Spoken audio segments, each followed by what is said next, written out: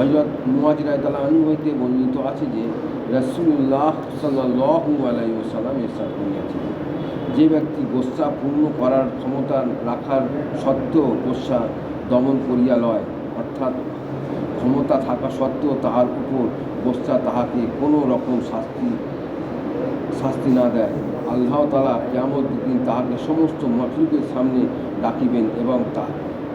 অধিকাংশ দিনের যে জান্নাতের দূরদের মধ্যে যে ভূর ইচ্ছা নিজের জন্য পছন্দ করিয়া।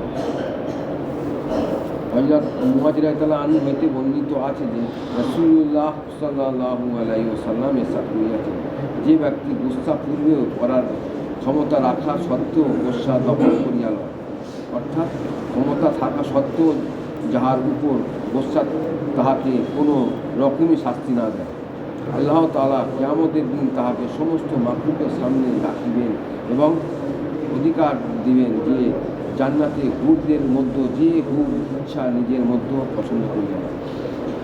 হযরত মুআয রাদিয়াল্লাহু আনহু হইতে বর্ণিত আছে যে রাসূলুল্লাহ সাল্লাল্লাহু আলাইহি ওয়াসাল্লাম ইরশাদ করিয়াছেন,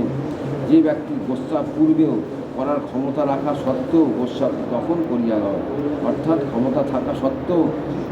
যাহার উপর গোসা তাহাকে কোনো রকম শাস্তি না দেয়, আল্লাহ তাআলা কিয়ামতের দিন তাহাকে সমস্ত মাখলুকের সামনে ডাকিবেন এবং